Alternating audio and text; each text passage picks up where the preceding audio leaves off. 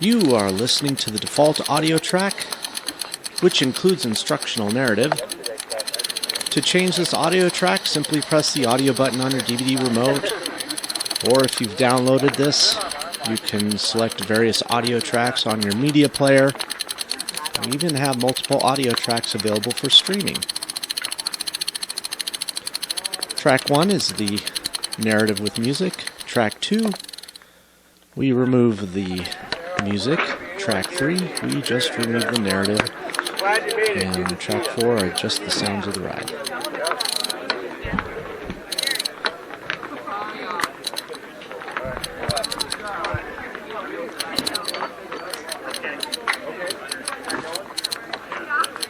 Right there, yeah. There's those two silver vehicles, yeah.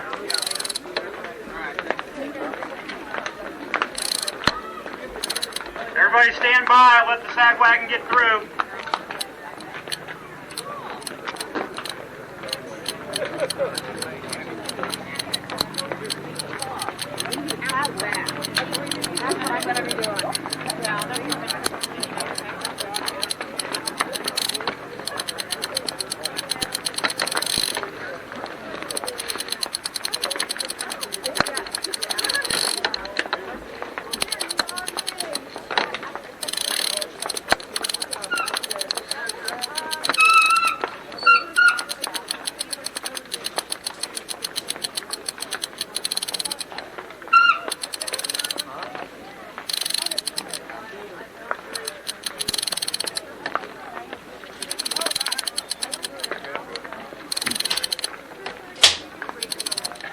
I don't want to get dropped right from the start. Well, welcome everybody to beautiful Durango, Colorado. This is an older video. Okay. And I think I filmed this, back in 2009-ish. And before we had high definition GoPros and other portable cameras. And so this was shot with I had a camcorder in a triangle bag between my legs. And it was just an 8mm camcorder that was connected via RCA cables, which I had taped up the seat tube along the top tube and directly to the bullet cam, which was mounted on my stem. It was actually mounted on a custom-made rig that I built. So here we go.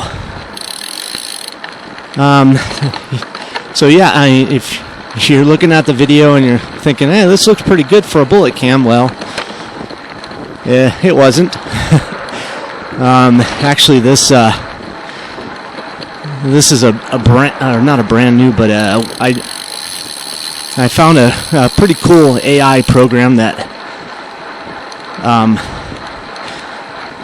interprets each frame to see what it's looking at, and it attempts to redraw the image in its own mind's eye. So it sees a cyclist, kind of draws a cyclist, and you can kind of see some of the interesting artifacts from the AI that aren't quite perfect, but it's pretty darn good. Sometimes you'll see like these cyclists up front, kind of nice and crisp and clear, but if you look at the ones in the distance, they're still kind of fuzzy because the AI doesn't know what they are yet, not until we get a little closer. So kind of interesting. Well, I am riding right along with you and following the metrics on the screen, and what I'm going to do is try to kind of walk you through some of those metrics and keep you aware of what's going on throughout the ride. This is those things floating over the screen that are kind of bouncing around. Pretend they're on your helmet. and you're looking through a pair of glasses, and you can see those metrics in your glasses. The cyclists and the road are stable, but those metrics kind of pop around with your head a little bit. And what those metrics are there to do is they're designed to keep you on target so that you're working out at the intensities that this ride is calling for. These were recorded in real time with the video and overlaid on top of the video so that we can recreate the intensity of the ride.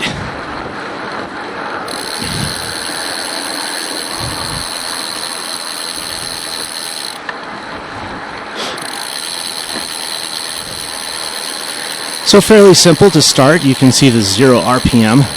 Actually, this is one of the first videos that I made that has RPM. I got a cadence sensor just for this video. And it is telling us to pedal at is cadence of 93 or 90 RPM. So pick up that cadence, pick a gear, pick up your cadence to 90, and now let's go ahead and bring it back down to 0 since it's telling us to coast. If you're on a spin bike, that might be a little more challenging since your legs are still rolling with the momentum of that wheel. So just slow down that cadence slowly. Don't try to stop pedaling. But just give yourself a chance to rest here. We're in a group of 500 people, as you probably read. And we actually have this really amazing tailwind that goes all the way down to Farmington. And I think this video is roughly a 50-mile ride, and we knock it out in only 2 hours. I mean, we were kind of hauling ass. It was pretty fun with the group. So let's go ahead and pick up that cadence to 85 RPM. So if you have a cadence sensor, use that. And so a 90, or now 97, it's a fairly brisk cadence. So we're pedaling pretty quick here. Just going with the flow of traffic here. So we're going to watch that cadence at the bottom, slowing that cadence down to 82, 80.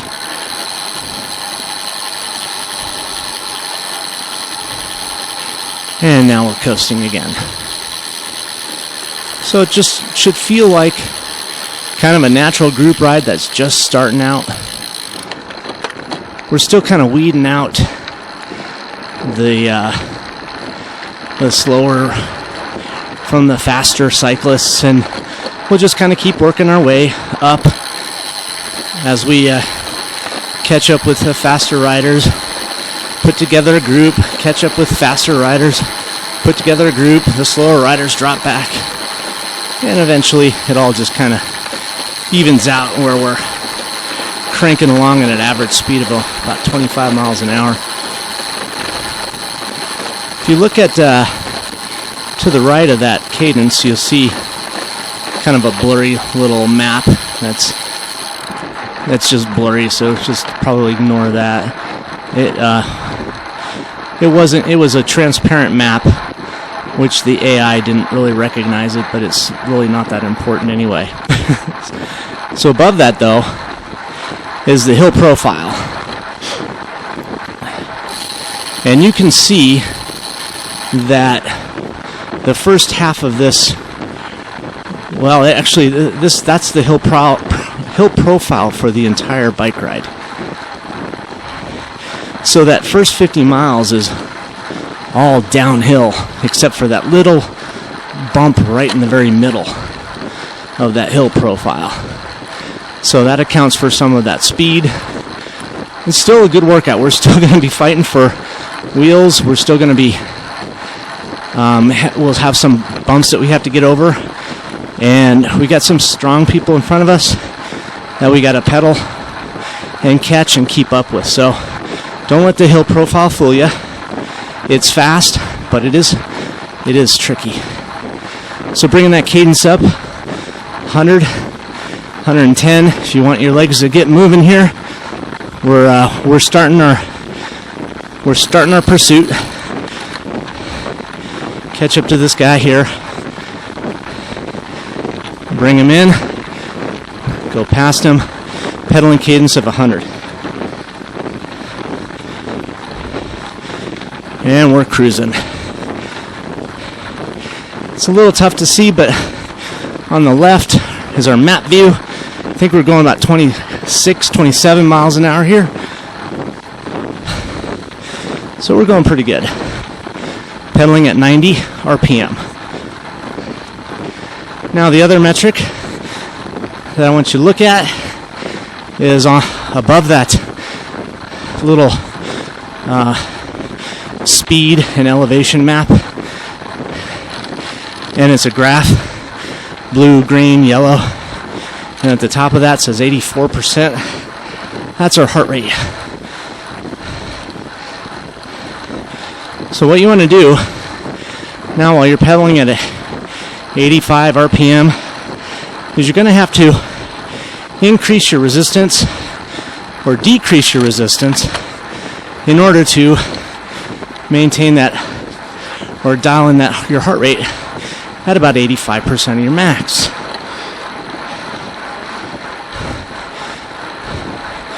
So if you're on a bike, you're going to use your gearing to increase or decrease your resistance.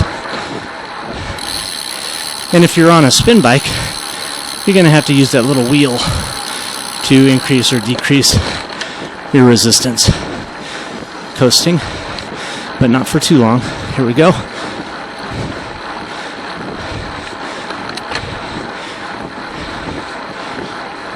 Now I made this video a little bit before I created a resistance, numerical resistance value for you guys on spin bikes. But if you look over to the right, you'll see a 42, a blue bar, and a 7.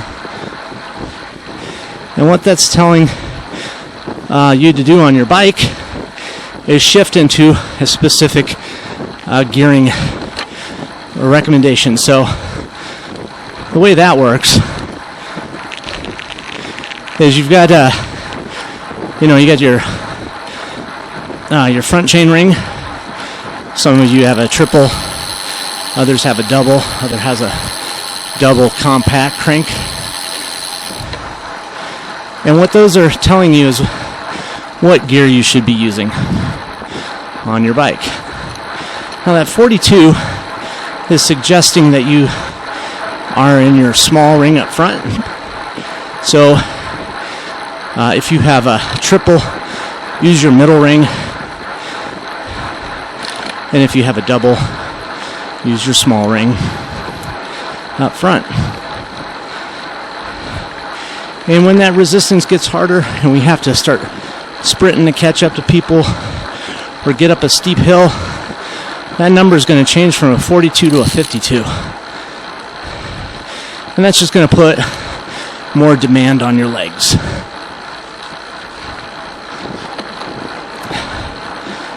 So right now we're in our smaller ring, and the number 7 above that blue line is showing us that we should be in our 7th gear from the lowest. So a 1 will be your easiest pedaling gear on your trainer. So that'll be your larger ring in the back. It's counterintuitive, but make the 1 is the easy one. And then as you shift into harder and harder gears, when it goes to a 10, that's going to be your most difficult pedaling gear in the back. So right now it's showing us at a 1, now a 2, now a 3. So shift and shift again until you're 4 gears from the easiest gear. Now a 5. So basically at a 5, your chain is roughly in the middle of the cassette in the back.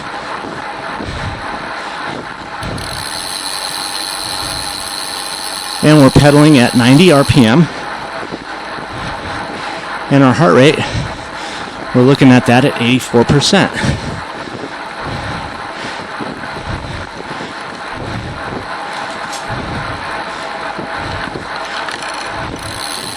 So for those of you on a spin bike,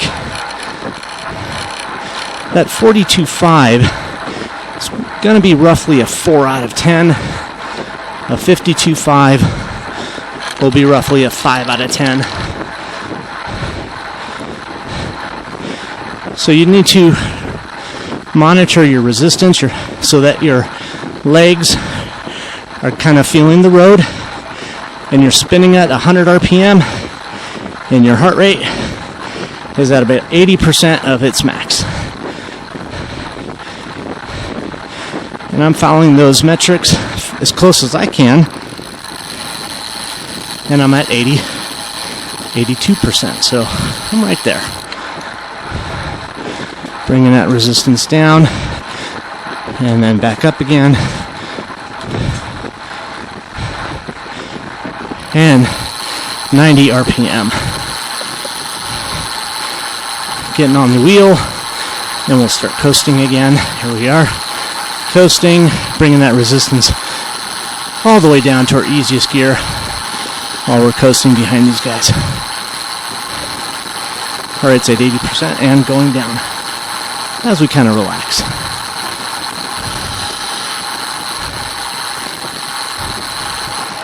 So, heart rate. Okay, bringing that cadence up again. 100. Probably start coasting again. Yep, here we go, coasting.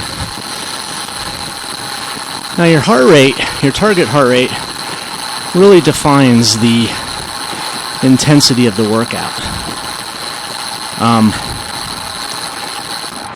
Your higher heart rates, of course, you're working a lot harder. Your lower heart rates, like right about here at 70%, is aerobic zone. So you're not working super hard, and you're probably able to spit out more than 3 or 4 words at a time at 70% of max.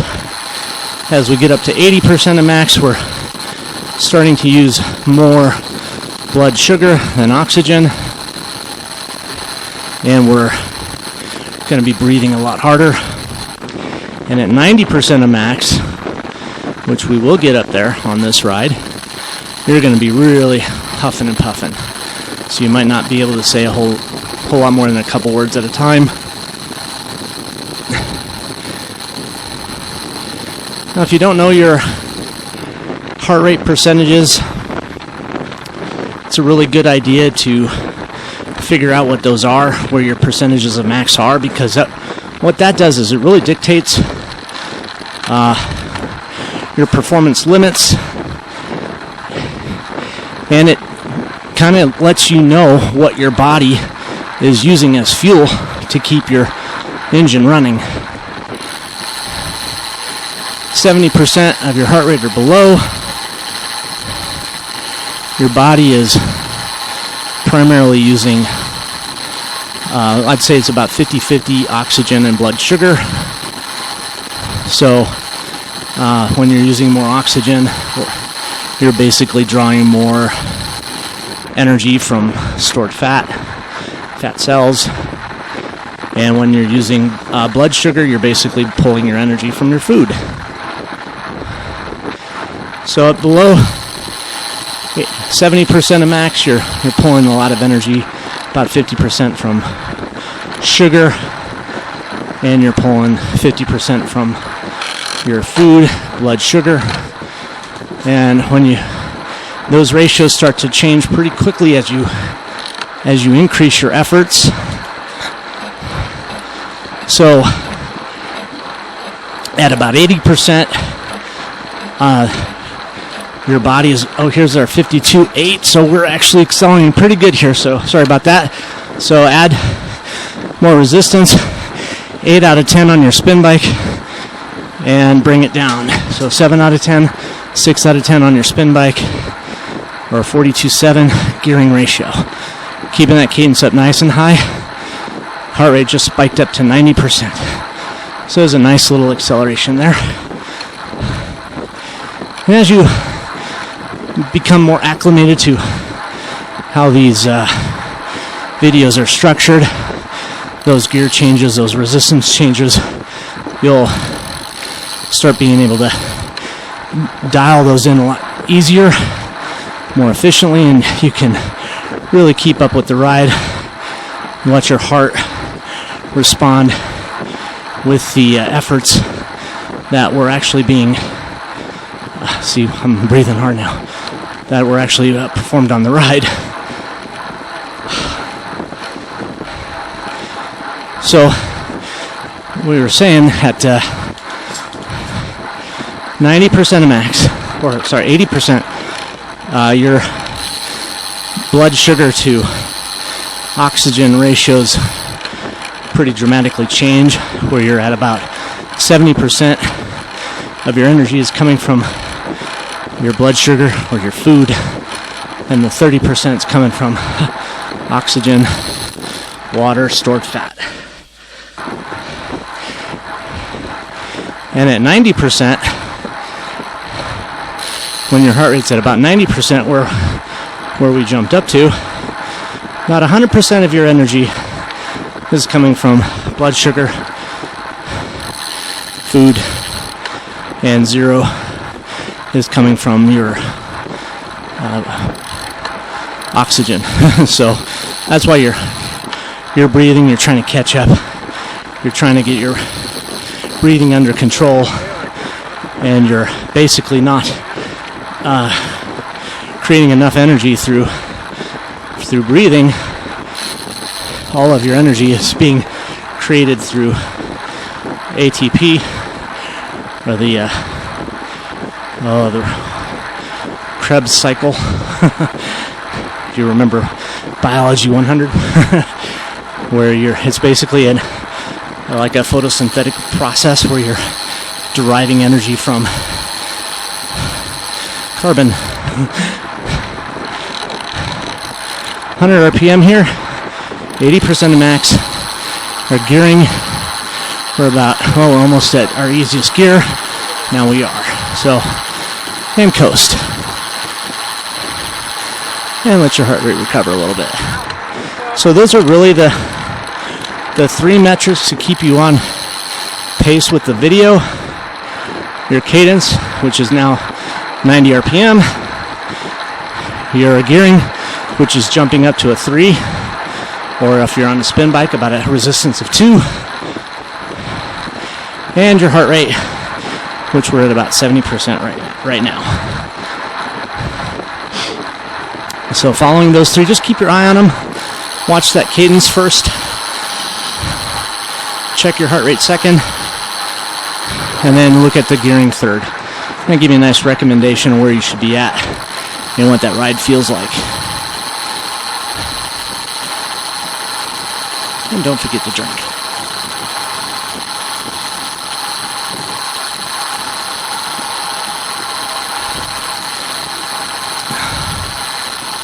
So when I was making this was actually the last video I made without narrative or dialogue, like what we're doing right now. And people were saying, hey, you should add a dialogue to it. So the next one after this, I actually created dialogue, which was another century ride that I filmed out in Colorado called the Elephant Rock. 100 RPM, 74%, adding a little resistance, but taking it right off again. 0. A little acceleration there.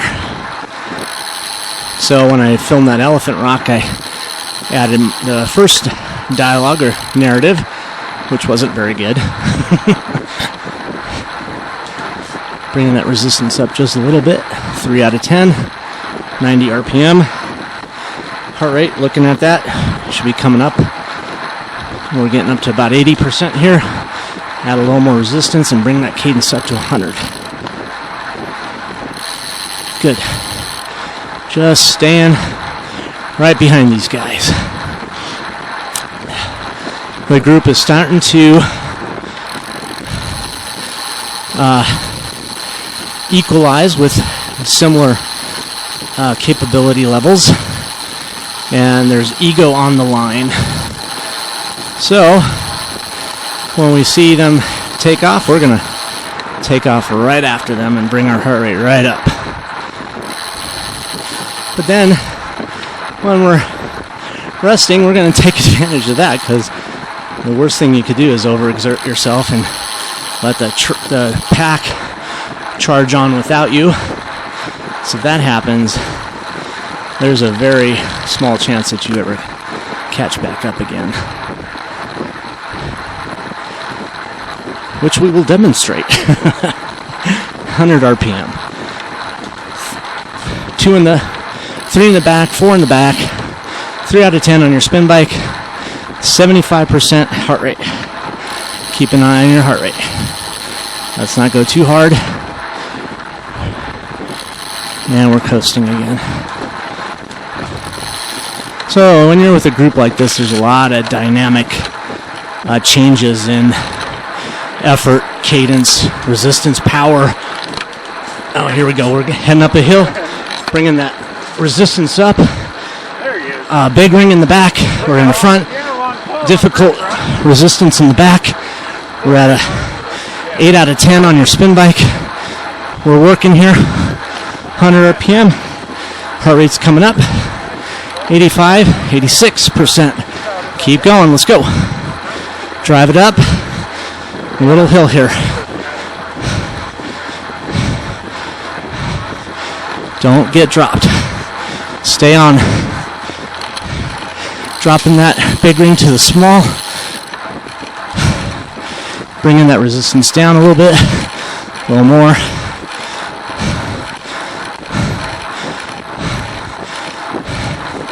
Keeping that cadence up nice and high. We are not resting.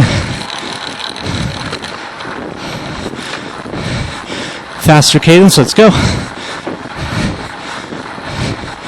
100. A little higher resistance. Bring yourself on. Get on a wheel. And take a break. Whew.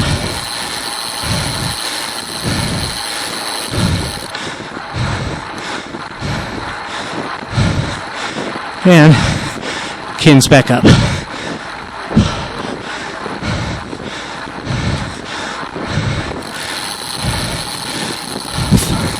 Five in the back, 4 in the back. Another little hill here, you can see it. Big ring. Add some resistance. 5, 6. 90 RPM. Get over this hill. Drop it down.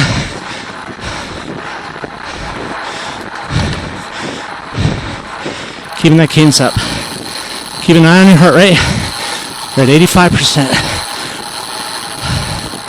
We're not resting, but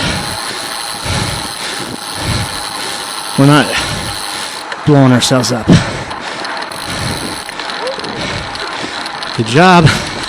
Told you it gets tricky. Let's go. 90 RPM. 3 in the back. 100 RPM. 80% of max. A little more resistance. Big ring up front. Accelerate up the hill. 7 out of 10. 8. We're working. Bring up that cadence.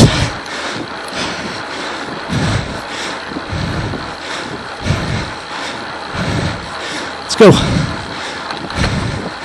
100 RPM.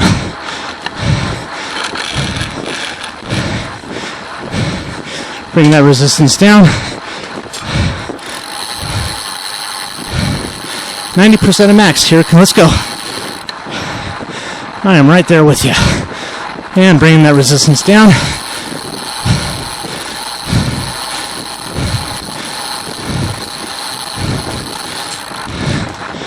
And coasting. Nice job.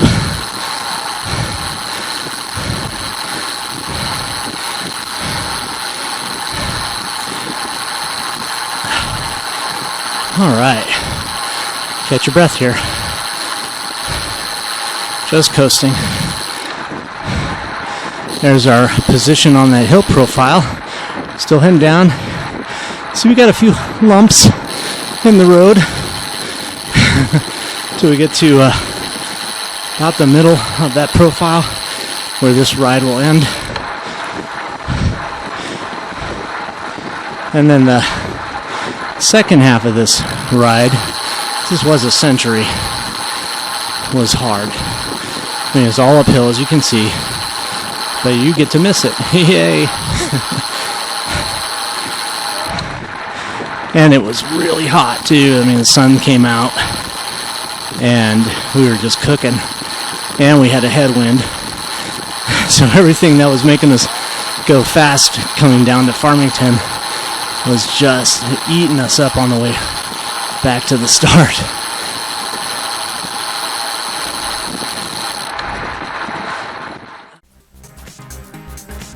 How to use the dash. The dashboard is composed of a number of different tools that provide data which allow you to emulate the physical demands of the ride. The first and most important tool on the dash is the effort meter. The effort meter provides a graphical representation of how hard you should be working during a specific part of the ride. In this video, we're ascending a small climb while trying to keep a good pace for other riders behind us. Watch how the effort increases as we continue to ascend. The effort meter is color-coded to help you quickly know what zone you should be training in, be it the weight loss zone, aerobic zone, anaerobic zone, or red zone. Each zone is based on a percentage of your maximum effort. Blue, which is below 70%, is your weight loss zone. Green, between 70 to 79% of max, is your aerobic zone. Yellow, between 80 to 89% of max, is your anaerobic zone. And red, from 90 to 100% of max, is your red zone. Be aware that the difficulty of each video is greatly dependent on the time spent in each zone. At the top of the effort meter is your heart rate goal displayed as a percentage of your max. Percent of max is calculated as your actual heart rate divided by your max. This value can be used to challenge yourself further by teaching your body how to precisely regulate efforts. Some heart rate monitors allow you to input your max heart rate and then automatically calculate your percentage of max. The gear ratio and resistance indicator provides you with two ways to determine what gear or what resistance you should be working at. The gear ratio is the best way to make changes in resistance if you're on your bike and trainer. With shifters, you can quickly make changes to gearing to simulate changes in pedaling effort. This animation provides an idea of how the gear ratio works. Notice how above the blue line, the numbers are ascending from 1 to 10. This corresponds to the gear that's in your rear cassette. Below the blue line are the two rings in the front, 42 being the small ring, 52 being the large.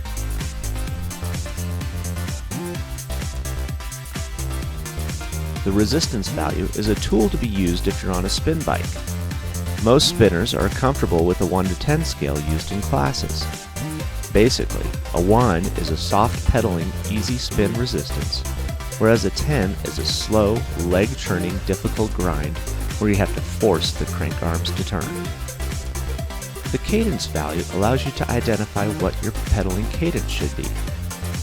While the cadence, resistance, and heart rate indicators attempt to synchronize, often it's difficult to match everything at the same time. Start out using either cadence or resistance while matching the effort goals. Much like the effort tool, the power tool provides a graphical representation of how much power the cyclist is producing during a given time. The power tool is a nice alternative or backup to the resistance and gear ratio tools. The power tool is a much more accurate way to identify sudden changes in power. At the top of this tool is a number that reflects a percentage of maximum power. What is maximum power, you might ask? This is a little bit more tricky.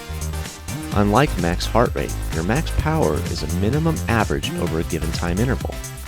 For example, suppose you're sprinting for the finish line. The competition is fierce, and you're out of the saddle hustling for all you're worth. You cross the finish 30 seconds after you begin your sprint and then rest. Now, Suppose you're looking at the power profile for this effort. You might discover that the first 5 seconds you're generating about 800 watts. During the next 5 seconds, you're generating 750 watts. And then after that, 700 watts, and so on. As you get tired, your power slowly tapers off. Finding your max power over 30 seconds is simply an average power output over that 30-second interval. This is a much more accurate means of finding your max than trying to find an instantaneous max power output. Your percentage of max is calculated by dividing your current power output by your max. Most power computers can automatically generate the percentage of max value for you. The dashboard has 3 graphs. These are a really cool way to find out where you're located along the timeline of the ride. The graphs are divided by a bar, showing you where you're located along them. The top graph displays a hill profile. The middle graph displays the effort profile, and the bottom displays the power profile. Keeping your eyes on these are a great way to identify changes as they approach. The moving map provides some nice information about where you're cycling. Roads, topography, landmarks, rivers, lakes, and more can be identified so you don't feel lost on the ride. Also note, north is always up. I'm done. Have a great workout.